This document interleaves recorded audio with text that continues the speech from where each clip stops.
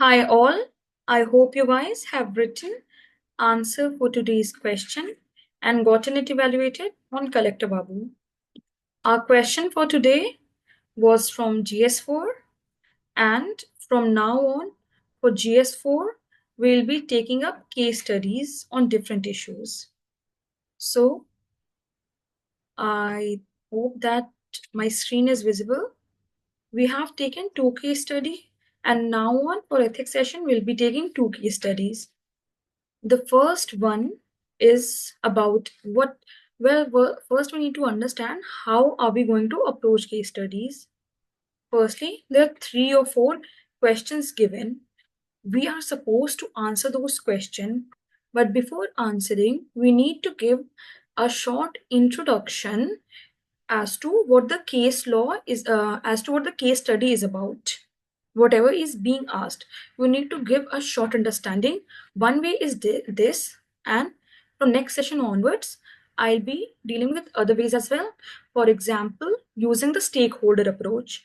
But for now, a very simple way is using a short introduction. Okay, so let us see. Well, the question is visible on the screen, and take your time, pause it, and read it. And I'm not going to repeat it to waste a lot of time. Here we have 3 questions. First is discuss the ethical issues involved in the case. Second is describing at least 4 laws that have been enacted by the government. And third is what would you have done to mitigate such working conditions? Okay, so we need to understand that case study is not about writing generic stuff that everybody could write. For example, this second question, asking about the laws by the government, it asks clearly about your conceptual GS2 portion knowledge, which you need to have. Then, ethical issues. See, sometimes it becomes very difficult to identify more than 1 or 2 ethical issues. So, again, this is a test of how you're supposed to identify the issues involved. And in the third part, it would actually give a personal touch to what would be the mitigation measures. Today, because this is a first GS4 case study class, we'll be dealing with how to write a basic answer which covers all the aspect. Later on, we'll try to use more uh, graphical pictorial representation to fetch a few extra marks. But without your content, your marks is of no use. Your diagram is of no use. You won't be getting any marks. So, in the introduction part, as I have told, we'll be briefly discussing and summarizing what the issue is about. So, you will just write about how, you know, Rashika, who is a committed joint secretary, finds herself working late hours, sacrificing weekends, often neglecting her family responsibilities due to professional demand, which is the basic crux of the mm, question. Okay, and then her situation highlights a critical ethical dilemma of balancing professional dedication with personal responsibility, and it reflects how her role it becomes how a role of mother, housewife, spouse, etc. comes in conflict with her role as public servant.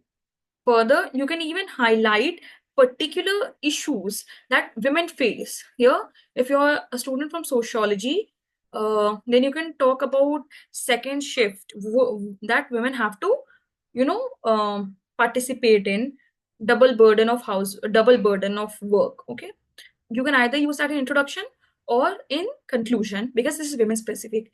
If you want to make it more work centric, then you can use any quote which is related to work but balancing work and personal life. So here we'll be answering the first question: what are the ethical issues involved?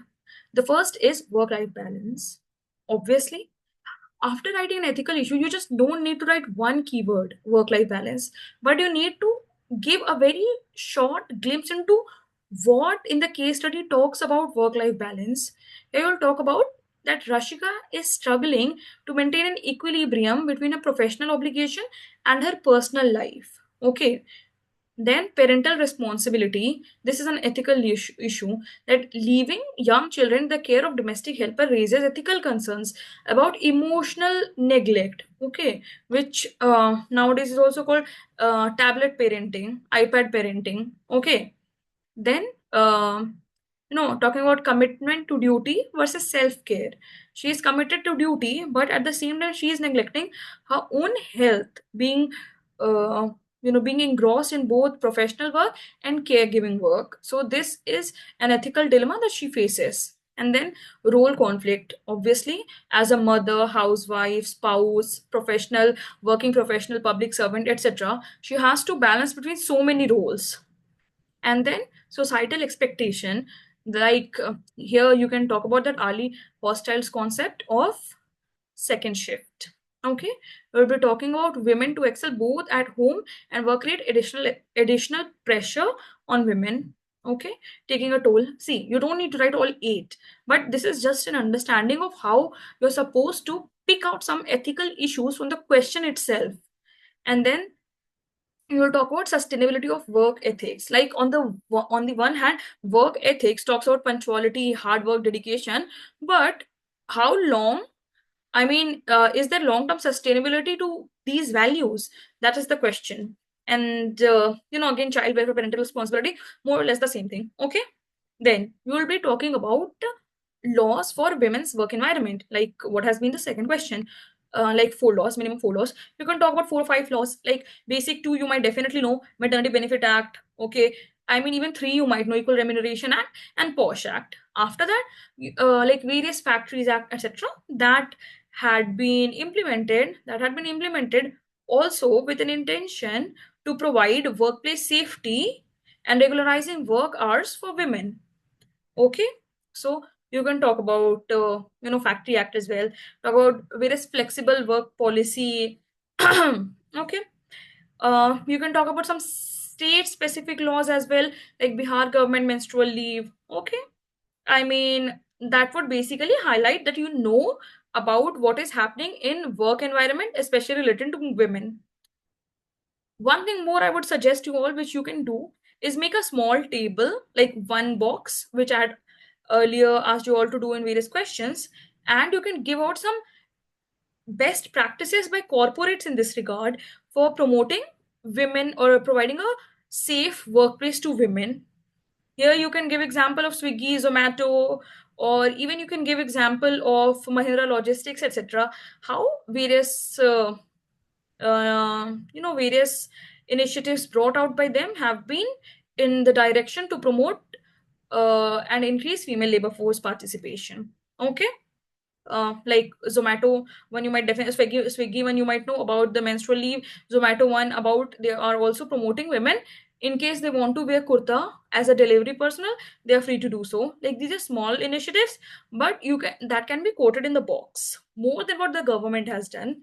Like okay, so the third part is what would you have done in such situation and what are the mitigation measures. So the mitigation measure is you need to set clear boundaries, like work hours cannot trespass into your personal leisure hour. Okay, you'll be talking about clear defined work hours and reserve weekends for personal and family commitments. You have to have that boundary.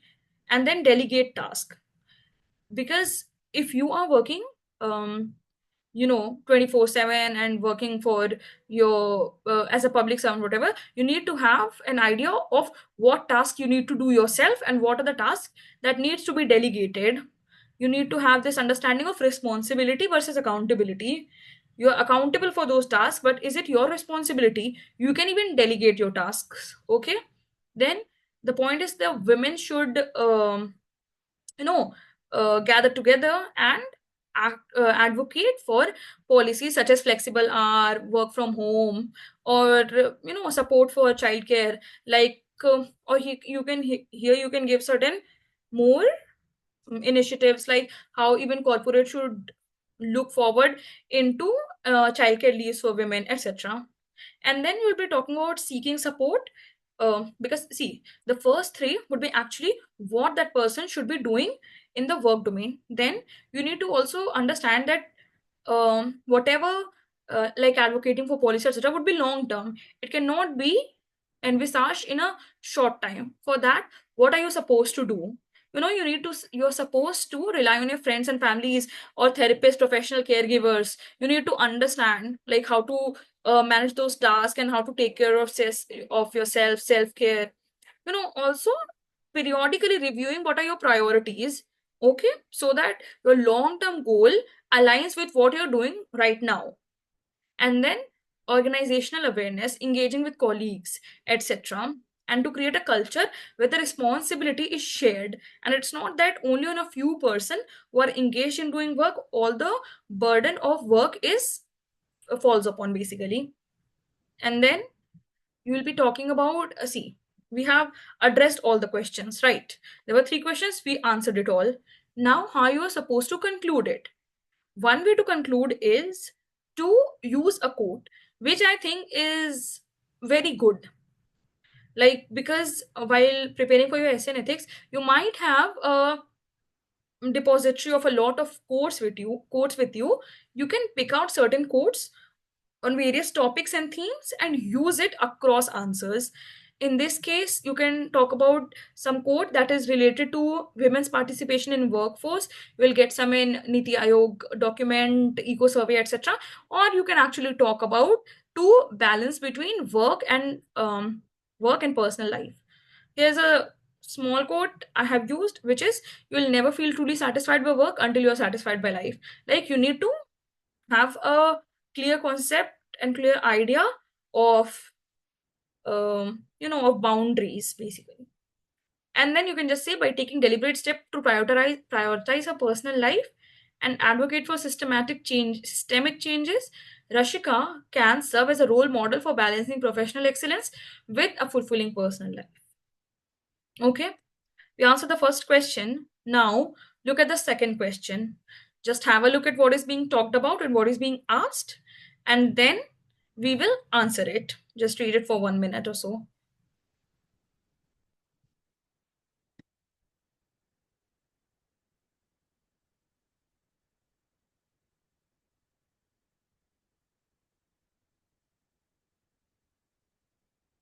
Okay, so we have three questions again. First is, identify the ethical dilemmas faced by the DM.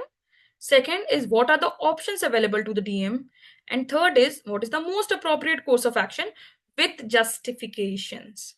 Okay, so again, in the first part, you can just basically give a small insight into what the whole case study is about. If it is a two-page case study, then you have to summarize it in 2, 3, 4 lines at max to talk about, okay, you understand the gist of the question. Then you will just say, a newly appointed DM in a border scarce district is confronted with a moral and legal dilemma after sealing an industrial plant for illegal groundwater extraction. The DM faces threat from industrialists, pressure from bureaucrats, and public protests by workers dependent on these industries for their livelihood. This case underscores ethical challenges in upholding law while addressing economical and social challenges. Okay, see, and also talking about the recurring farmer suicide. What are the ethical dilemma that the DM faces? What about upholding law versus economic impact? Again, a small insight into what in the question talks about this aspect. Then professional integrity versus external pressure.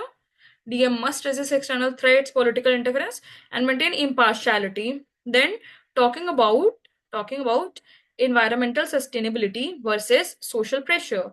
Then public accountability or personal safety, because even his own uh, life and well-being is at stake. And then industrial accountability versus livelihood preservation. Penalizing industry for exploiting resources may result in job losses, intensifying public unrest. Okay. Then what else?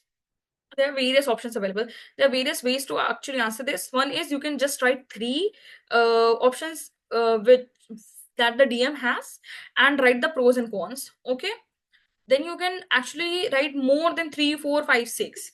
But you have to always write more than two options, because one would be black, one would be white, and the third one would be the gray. Okay, your answer cannot be just two and you will choose any one side. No, your option should and while you choose your answer, you can take a mix of two, three, four, five, whatever approaches you have. You can mix them and make a different approach. Okay, See, options available here. The DM has strict law enforcement, but again, this has issues. In the pros and cons section, you'll make a table and write. See, what will it result in? It will, for the pros part, it would uphold the rule of law, it would deter such future violations, and it would ensure that long term water security is maintained. But political backlash and job losses and increasing protest. Same with conditional reopening, allowing industrialists to resume. Your you're free to develop as many options as you have, because when you will be in such situation in future, then you have to um, you know develop some points on your own, and have some novel points which you will be actually implementing while you are in such a situation. And then conditional reopening, allowing industrial industries to resume operations under strict regulatory compliance, including installing water efficient technologies. But then see, it would prolong the crisis. It would it would actually be very economically heavy. It would not be viable financially in short term. Then stakeholder dialogue, and then alternative livelihood support, implementing schemes like MG Narega skill development, okay, to address the workers' grievances, reduce protest. But then long term, etc., these issues might take a lot of time to reduce, to resolve. Until then, protest might continue. Water scarcity is not yet addressed. Or you can actually talk about some other novel initiatives, like you can call the near DM of a nearby state and ask nearby state or city and ask them to arrange for some water for the short term purpose. You have to think, what would you have done in such a situation, rather than just depending on generic prototypical model answers. You have to actually think, and you will be able to generate much better content, because you will be giving such points which are not typically given in various model answers to say. And then to seek support, exactly. So and then you will be giving pros and cons. So what would be the most appropriate course of action? So firstly would be law enforcement. You cannot say that I am not going to enforce law. As a public servant, upholding rule of law is your first and most important priority. Stakeholder engagement, obviously, providing alternative livelihood support, because you have to reduce the suffering as much as possible. In the justification part, you can actually say you will be taking a duty based approach, a utilitarian approach. Okay, then what else? We're talking about monitoring, transparency, ensuring transparency as to how much water is allocated to which sector. And then seeking support from nearby state. Whatever would be your course of action, you can just write. You can write in points, or you can just make arrow and write. It all depends on how much time you have. And in the end, you can just say that the DM must adopt a pragmatic and balanced approach that upholds the law while addressing social and economic concerns. By combining firm law enforcement with stakeholder engagement, the DM can ensure that justice is done. And in the right, at last, basically, you can just give some quote, whichever. In this case, you can talk about any climate change relevant quote, or you can talk about some water relevant quote. Okay, I have used this quote: the greatest threat to a planet is the belief that someone else will save it. Okay, it is in our own hand how we're supposed to, take care of the planet we have. That's it. And this approach ensures that ethical governance is achieved. This is the way you're supposed to write answer. But again, the point is you have to take some time actually to think that, in this case, okay, you are the DM. Suppose you're the DM, what would you have done, rather than following some set typical measures, because you will be able to generate much better points. Believe it or not, no AI model, no model answers, nothing can give such points which you will be able to think first. Second would be your own local authorities, how they are dealing with the cases, whether they are dealing it in a good way or bad way. You might be able to generate points from from your lived experience as well. And the third is, if you are reading some newspaper, Better India type blogs, then you'd come across some innovative measures that DMs across various states and cities have taken to solve water crisis. So you can take hints from them as well, but for that you need to do your own research. Okay, hopefully you have a clear idea on how you're supposed to go forward with ethics case study. And till then, take care. Bye bye. We'll meet again on Monday. Bye.